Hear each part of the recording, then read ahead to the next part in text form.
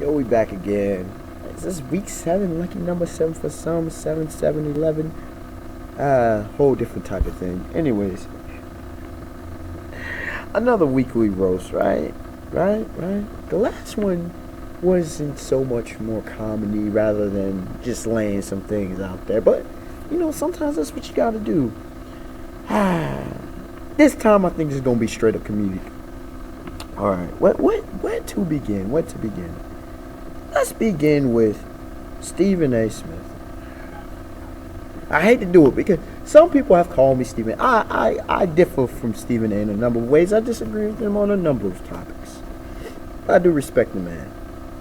This time, Stephen A., you getting petty and hypercritical. Let's start with the Carmelo Anthony situation. I feel where, because Max Kellerman, I heard what they're saying, and I get what they're saying about the money being made and the athletes now, going in case of the money. But let me remind y'all a little bit of history, ladies and gentlemen. Okay? U.S. wins the gold in 1992 with the Dream Team. There's a reason they brought out the best players. They brought out the quote-unquote Dream Team 2 in 96, right? 2000. They win the gold, but it's clearly that the world has ballers as well. They're bringing out professional players. Understand this. What happened in 03? Proving you can't just bring forth a ragtag group. In fact, this group in the current Olympics, if they win, they win. I ain't banking on them as a guarantee. Then in 08, you decide to bring back the best players, and in 2012, some of the best players. We get that. I understand this. You cannot just have you saying, "Oh, but you bring a bunch of young guys who don't need fame, who need fame." So wait. Is the focus on winning and dominating, or is the focus on just celebrity? Because if the U.S. isn't winning, then what is the mainstream media going to say? Well, the U.S., we should be the best in the world. So why not bring forth your best? I'm not saying everybody got to play. It's your choice to play or not. But in every other sport, we have the best athletes in the sport, or the best players in the professional, in their sport. But when it comes to basketball, all of a sudden, we so good that we can just pull anybody? The world's that trash. I'm sorry. Eastern, Lithuania, Latvia, Australia, Aussie line definitely can ball. Spain, España, anybody? They're all ballers across the globe. Isn't the NBA, I was about to say WNBA, but that too. But isn't the NBA, storied for having such global diversity of some of the best players in the world? So if there's ballers across the globe, why do you not put your ballers out there? Hello? Saying Melo shouldn't play, or he should chase a ring. Like, you can just fabricate this. Not everybody's going to win. Didn't the Jordan era teach us anything? We praise the Jordan era. Didn't the 80s teach us anything? What were that? 3 teams that won? It was 5 with the Showtime Lakers. There were 3 with the Boston Celtics. Larry Bird, Kevin McHale, Robert Parrish. And there were 2 with the Detroit Pistons, the Bad Boy Pistons, if I'm not mistaken. 3 teams during the 90s. What were there? There were 6. There were, 3 teams as well? There were 6 with Jordan's Bulls. There were 2, if I'm not mistaken, with Hakeem the Dream, Big Shot, Robert Ory, Clyde the Glide Drexler with Houston. And there was 1 with, the Spurs? With a young, big fundamentalist, Tim Duncan and the Admiral, David Robinson. That's 2 decades with 3. Last decade, what was it? See, you had the Showtime Lakers, you had the Pistons, you had the Spurs, you had the Heat, you had the Mavericks. So again, we getting progressively towards, and the Celtics. So you telling me that in the last decade, you had as many championship teams as you did in the previous 2 decades combined. So that means it's getting very more competitive, that you just can't win. There's no guarantee, no gaining out. But in the past, you weren't handing out rings. I mean, back in the 50s and 60s, there was the same teams winning. In the 70s, it was But now we're actually getting more competitive. So what are you saying, Stephen A? So we got let's go about basketball history. And trying to say KD, and then Russell Westbrook. Russell Westbrook, kind of like Max Kelvin said, he didn't have a choice. Where's he gonna go? What's a better option? KD went with the better option. KD went. People got to understand. He's not thinking now. He's thinking long term. He's thinking, you know what? I done given, just like LeBron, I done given all these years.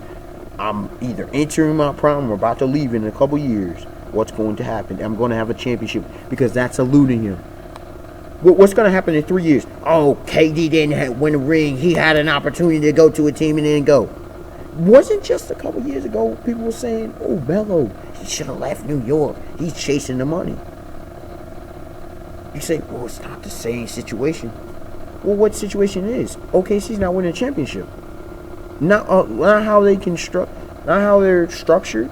Ever since they got rid of James Harden, they weren't going to win. And even then, we saw what happened.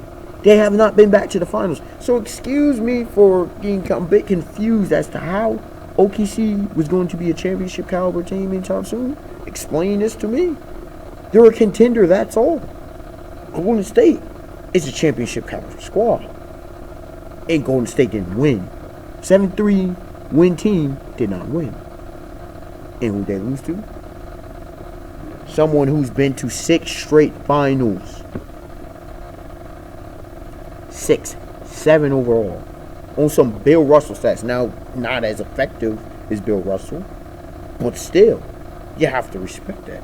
KD's looking like, I got 2. Now he's only got 1 big target that he has to deal with. And then there's other teams on the rise as well. How long? Who's to say OKC doesn't get knocked out in the second round next year with Kevin Durant? We know OKC did not play well enough to be no championship caliber squad. Stop playing. Y'all know y'all watch the season. Y'all know y'all watch the season. Come on, man. It's ridiculous. Absolutely ridiculous. I gotta give a shout out to Hiro Mashima, because he brings Shanks 2.0. Shanks' his younger brother. Okay, Gildarts. Now you're looking doggone a mix of Dark King Silver's Ray. He bringing him into the scene, because apparently Ichiro is like, yo, bro, I ain't gonna have them in the series for a good while. And Hero's like, I got you, man. And then Hero's like, ooh, Kubo, they forcing you out? Showing the jumps forcing you out? I got you, dog. I got you. I'm gonna bring Ryuken's younger brother up in here. So, come on, dog. Y'all telling me the Winter Mage, if you caught up with Fairy Tail, the Winter Mage of the Spring on 12, tell me this dude does not look like a spitting image of a young Ryuken. Ishida Ryuken. Come on, dog. I know I can't be the only one watching this. And yo, Hero, a lean cold-blooded as a mug. She cold-blooded, bruh. Yo, August cold-blooded. What's he made cold-blooded? Even Zerva's like, ooh. And thank you for finally actually bringing in mages, because once again, there's a broken Scarlet is not a mage. Come on. But thank you for Zerv, for August, and for Lean. At least I can say, you know what?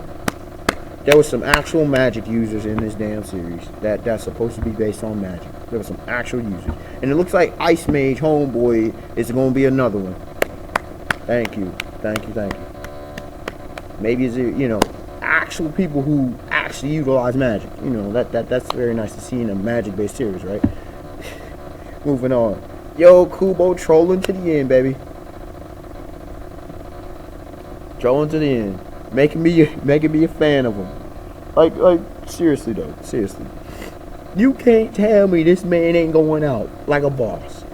Others did not like it. I love the chat. I didn't love the chat, but I happen to really like it. I love with the potential of what this is gonna do. Still the potential that Juhabak and maybe Aizen, people talking about each. We didn't see Urahara last chapter. Now, is this all? If this is all an illusion on some what Kishimoto almost pulled with Infinite Tsukiyomi, I'm just saying. If this is all just an illusion,